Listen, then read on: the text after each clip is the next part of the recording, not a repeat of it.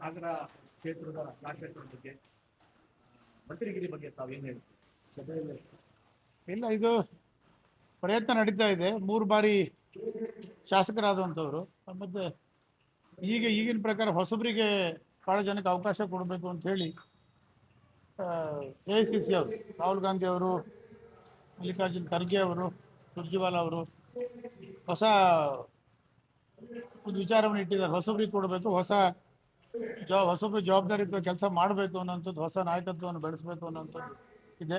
ಅದನ್ನು 28ರ ಚುನಾವಣೆಗೆ ಪೂರಕವಾಗಿ ಹೊಸ ಮುಖಗಳು ಬಂದರೆ ಅನುಕೂಲ ಆಗುತ್ತೆ ಅನ್ನೋದು ಭಾವನೆ ಅವ್ರದ್ದಿದೆ.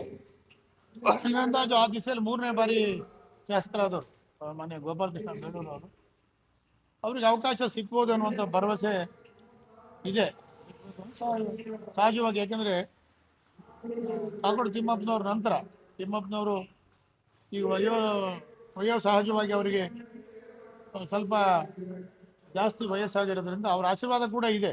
ಅವರ ಅನುಭವವನ್ನು ಪಡೆದು ಕೆಲಸ ಮಾಡೋದಕ್ಕೆ ಅನುಕೂಲ ಆಗ್ತದೆ. ಸ್ವಲ್ಪ ಚಟುವಟಿಕೆ ವ್ಯಕ್ತಿ ಬೇಳೂರು ಗೋಪಾಲಕೃಷ್ಣ, ಓಡಾಡ್ಕೊಂಡು ಹೆಚ್ಚು ಕೆಲಸ ಮಾಡೋದಕ್ಕೆ ಈ ಭಾಗದಲ್ಲಿ ಅನುಕೂಲ ಆಗ್ತದೆ ಅನ್ನೋಂಥದ್ದು. ಹಿಂದೆ ಮಧು ಬಂಗಾರಪ್ಪನವರು ಕೂಡ ಪ್ರಯತ್ನ ಮಾಡ್ತಿದ್ದಾರೆ. ಅವರು ಸಚಿವರಾಗಿ ಪ್ರಾಥಮಿಕ ಪ್ರೌಢ ಶಿಕ್ಷಣ ಸಚಿವರಾಗಿ ಕೆಲಸ ಮಾಡಿದ್ದಾರೆ.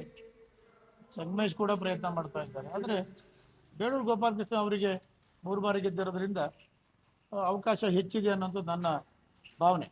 ಪ್ರಯತ್ನ ಮಾಡ್ತಾ ಇದ್ದಾರೆ ಭಾವನೆ. ಸರ್, ಸಭಾ ಕಾರ್ಯಕ್ರಮದಲ್ಲಿ ಒಂದು ಆಶಾಭಾವನೆ ಮೂರ್ಲಿ ಅಂತಕ್ಕಂಥ ಒಂದು ಮಾತನ್ನ ಹೇಳಿದ್ವಿ. ಸಿಗತ್ತೆ ಅನ್ನುವಂಥ ಒಂದು ಮಾತುಗಳನ್ನ ಅಲ್ಲ, ಎಲ್ಲದೂ ಆಶಾಭಾವನೆ ಇಟ್ಕೊಂಡೇ ಮಾಡ್ಬೇಕು ನಾವು. ಎಲ್ಲ ಮನುಷ್ಯನಿಗೆ ಈಗ ನಾವೇನು ಅಂದ್ರೆ ಭತ್ತ ಹಾಕ್ತೀವಿ, ಒಳ್ಳೆ ಮಳೆ ಬರುತ್ತೆ, ಸಸಿ ನಟ್ಟಿ ಒಳ್ಳೆ ಭತ್ತ ಬೆಳೆಯೋಣ ಅಂತ. ಅದರಿಂದ ಅಷ್ಟೇ ಆಸೆ ಪ್ರತಿಯೊಬ್ಬನಿಗೂ ಒಳ್ಳೇದಾಗಲಿ ಅಂದರೆ ಭವಿಷ್ಯದ ಬಗ್ಗೆ ಯೋಚನೆ ಮಾಡಬೇಕು. ನನಗಂತೂ ಭರವಸೆ ಇದೆ, ಒಳ್ಳೇದಾಗುತ್ತೆ ಅನ್ನೋ ಭರವಸೆ.